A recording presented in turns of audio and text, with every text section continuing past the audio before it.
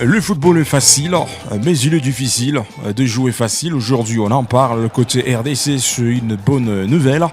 Jean-Jacques Ndala, l'international congolais, les noms qui piquent la toile aujourd'hui côté RDC. Alors, l'arbitre international congolais, Jean-Jacques Ndala, figure parmi les 15 arbitres sélectionnés pour un cas de préparation à Doha, au Qatar.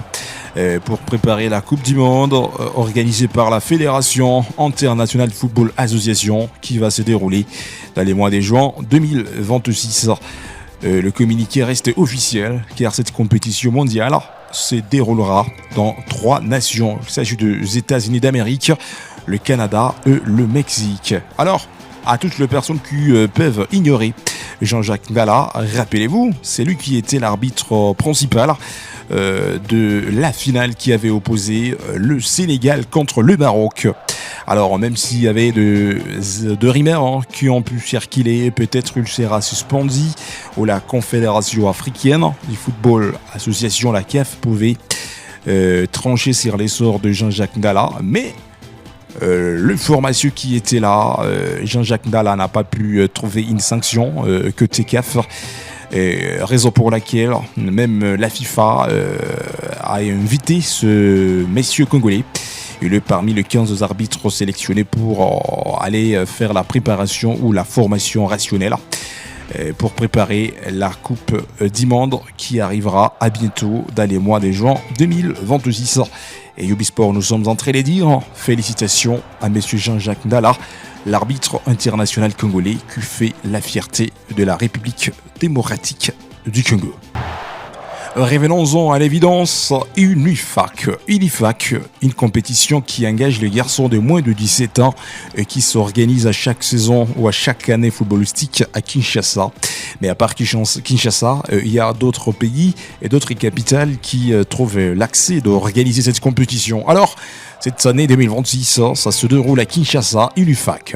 Alors, il s'agit de ces jeunes joueurs de moins de 17 ans. Rappelez-vous, le week-end passé, les léopards de moins de 17 ans, c'était les garçons qui ont pu affronter les panthères des Gabon de moins de 17 ans. Match difficile, mais remporté par le léopardo côté RDC. 3 pour le jeune joueur congolais de moins de 17 ans, 1 pour le panthère des Gabon. C'était les scores finaux qui avaient séparé ces deux belles équipes nationales de moins de 17 ans. Alors aujourd'hui, qu'on se le dise, il y a un sérieux programme, un rendez-vous à ne pas rater ce mardi 24 février 2026. La RD Congo de moins de 17 ans jouera face à la République centrafricaine.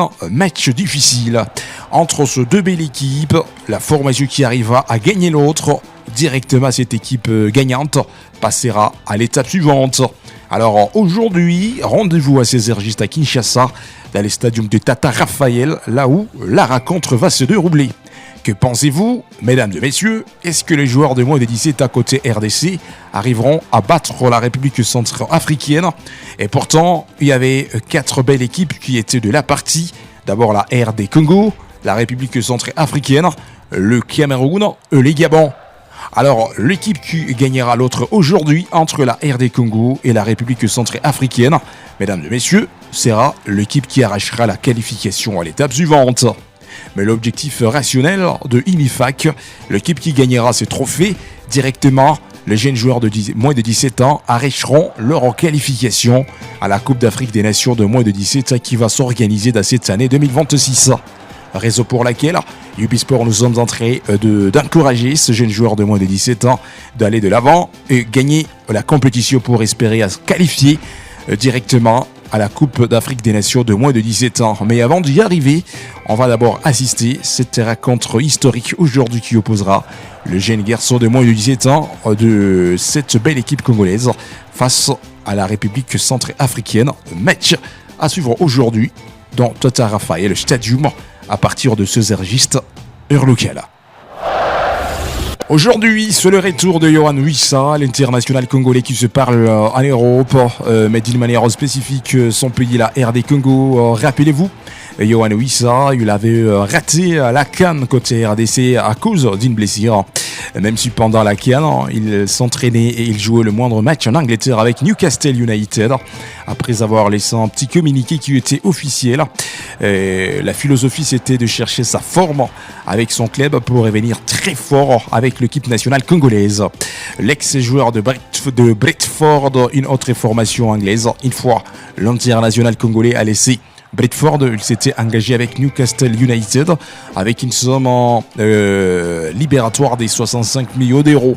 Alors, une fois arrivé dans Newcastle United, la carrière de Yohan Wissa passe dans un moment critique, enchaînement de blessures. Alors, après avoir raté 3 matchs avec Newcastle United, et les voilà, il a pu commencer l'entraînement collectif avec les autres le début de cette semaine, c'était même le lundi, le 23 février 2026.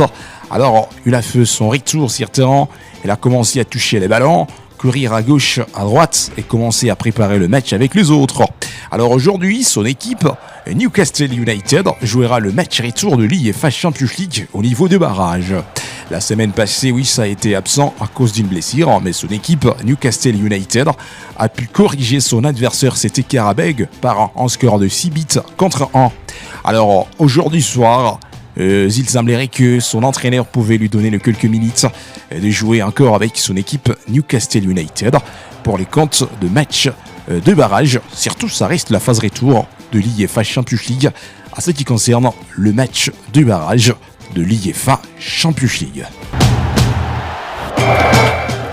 Parlons à présent des Warren Bondo, le jeune joueur congolais de 25 ans, le joueur de AS Milan, prêté donc Cremonese, une belle formation italienne, après avoir passé un long moment avec une blessure qui était fracassante. Et voilà déjà, le garçon a fait son retour dans ces mois de février. La semaine passée, il a pu jouer quelques minutes parce qu'il a pu trouver le meilleur moment d'entrée sur scène. Après 42 bonnes minutes, parce que son équipe Cremonese affrontait AS Roma pour les comptes de la série A italienne.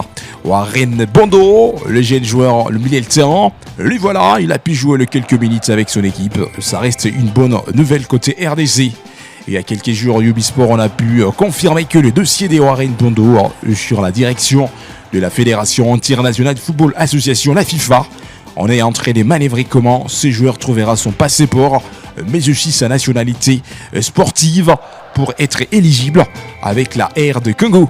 Parce que Warren Bondo, il est prêt et il a accepté de rejoindre la tanière congolaise, guidé par le premier technicien, M. Sébastien Desabre, l'entraîneur en français qui guide la sélection nationale de la République démocratique du Congo. Alors côté Warren Bondo, en Italie, ça reste une bonne nouvelle. Et côté RDC, dans le futur, Warren Bondo pourrait débarquer côté RDC et ça sera une bonne nouvelle. Et Ubisport, nous sommes en train de dire bienvenue avec le retour de ces deux internationaux congolais, Yohan Wissa et M. Warren Bondo. La tête et le but d'Olivier Lamarche. Et ce qui est bien fait aussi, c'est ce tableau penalty. Oh, ça semblait pourtant bien fait de la part de Denis Sapien. Merci de nous avoir suivis, mesdames et messieurs. N'oubliez pas de vous abonner sur notre chaîne Ubisport. Laissez vos commentaires, aimez, partagez pour ne rien zapper de prochaines actualités.